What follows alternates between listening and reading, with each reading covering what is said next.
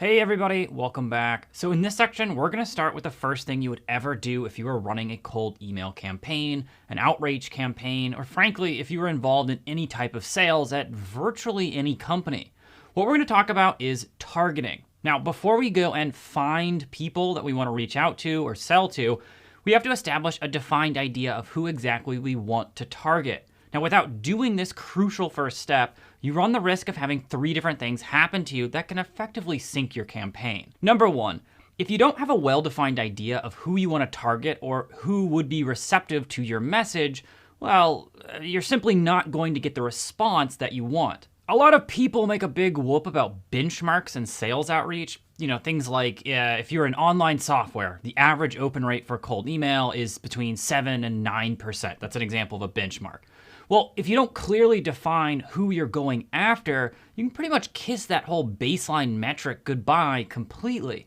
That baseline metric assumes that you did some due diligence and actually thought about what segment of person or company would respond to you in the first place. In this case, you won't get much of a response, and of the people you do get a response from, they're not going to be your ideal customer. If you're a company, you should have some idea of what your ideal customer is. If you sell yachts, then you probably want to target old men with no children and at least one BMW. At least, that's what I assume your customer is going to be.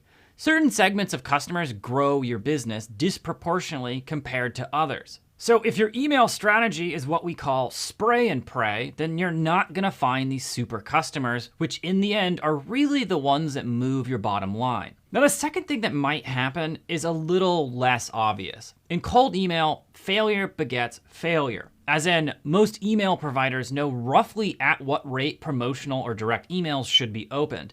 Bad targeting means bad open rates, which means even lower open rates. Once Gmail or Yahoo or, God forbid, Hotmail figure out what you're dishing isn't what their users want, they're gonna start sending your email to spam, and that's something that's very hard to troubleshoot later on down the line. It's effectively like being ghosted.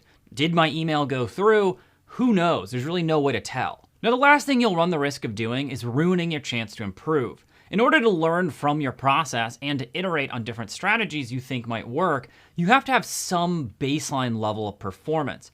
If I send out 100 emails and I get 30 people to open that email, and then of that 30 I get 10 to respond, I can work with that. I can see clearly that the headline seems to work, but the body copy in that case probably is where I should focus my improvement efforts on. Now imagine that same exact scenario where I sent out 100 emails, but in this case, we didn't do any pre-targeting, we didn't do any pre-thought, anything whatsoever. And of the 100, I got 3 people to open my email, and only 1 out of those 3 responded. What do you even do with that? Is the subject line in that case terrible, or did you just send it to the wrong people?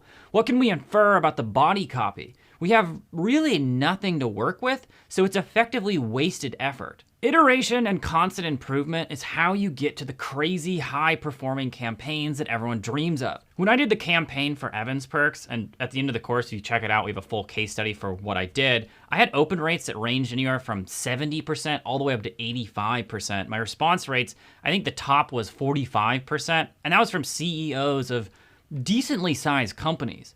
But I didn't start with those stats. That's a really important thing to point out. I had to do some tweaking based on the previous performance of past email batches. So keep that in mind. Targeting might be a little boring and less action-packed, but as far as anything goes that we do in this course, I think it's probably the most essential. Without even rudimentary targeting, you're not going to succeed, so start out strong, Tiger. All right, everybody, see you in the next batch of Compressed Pixels.